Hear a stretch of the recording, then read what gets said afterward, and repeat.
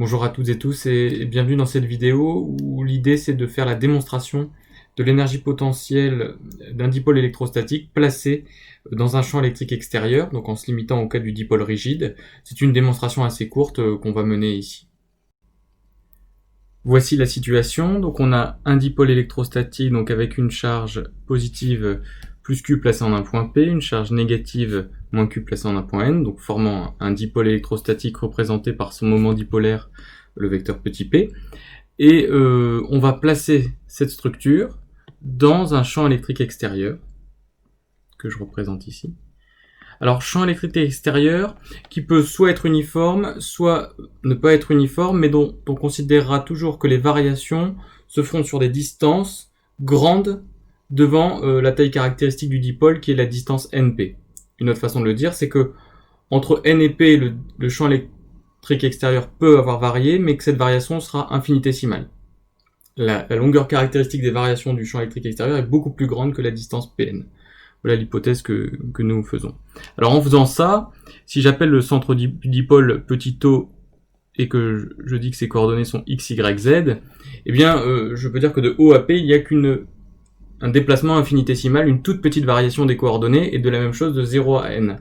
Donc je vais appeler les coordonnées de P x plus dx sur 2, donc x plus un tout petit déplacement suivant x, la même chose suivant y, et la même chose suivant z, et petit n, à ce moment-là, on peut dire qu'il est en x moins dx sur 2, y moins dy sur 2, et z moins dz sur 2. Alors l'intérêt d'écrire cela, c'est que le vecteur np, qui va donc du point n vers le point p, on voit tout de suite qu'il a pour coordonnées dx, dy et dz, et que dans ce cadre, on reconnaît l'expression du vecteur déplacement élémentaire dl en repère cartésien. Donc on va pouvoir, au regard du fait que les variations de E se font sur des distances beaucoup plus grandes que la distance Pn, considérer que le vecteur NP est un vecteur de déplacement élémentaire dans le repère cartésien. Alors maintenant, calculons l'énergie potentielle associée au dipôle. Et bien, par superposition, on va dire que c'est l'énergie potentielle que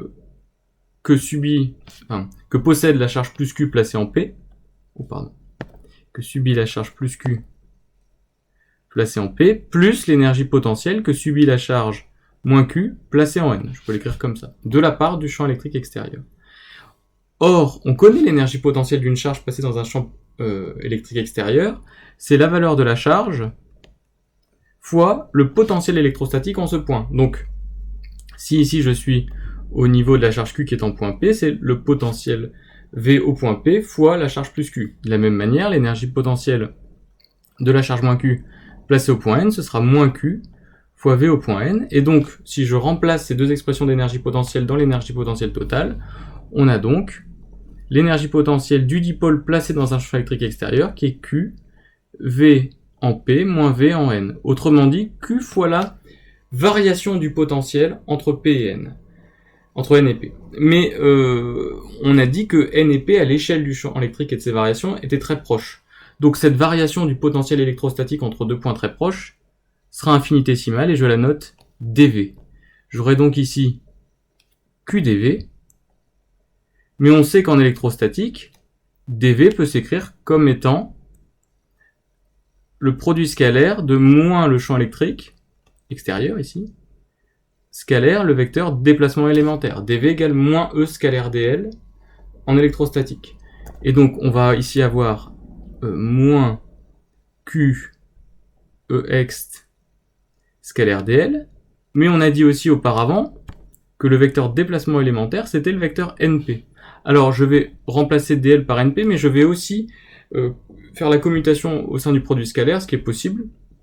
Donc moins Q np scalaire E extérieur, mais on sait que QNP, on reconnaît ici l'expression du moment dipolaire du dipôle électrostatique, et donc l'expression de l'énergie potentielle que possède un dipôle électrostatique placé dans un champ électrique extérieur, c'est moins P, scalaire le champ électrique extérieur.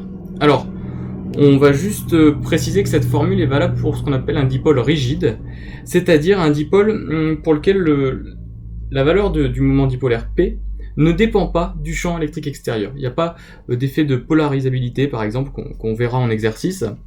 C'est-à-dire que le P, et notamment la distance entre la charge positive et la charge négative, ne variera pas selon la valeur du champ électrique extérieur. Il existe des cas où, selon le champ électrique extérieur, P et N s'éloignent ou se rapprochent. Et bien ça, on n'est plus dans le cadre d'un dipôle rigide, et donc la formule que nous venons de voir n'est pas valide, et on verra en exercice comment traiter ce genre de cas. Mais dans le cadre du cours, ce que vous devez connaître, c'est l'énergie potentielle d'un dipôle rigide, c'est-à-dire qu'un dipôle dont le moment dipolaire ne dépend pas du champ électrique extérieur.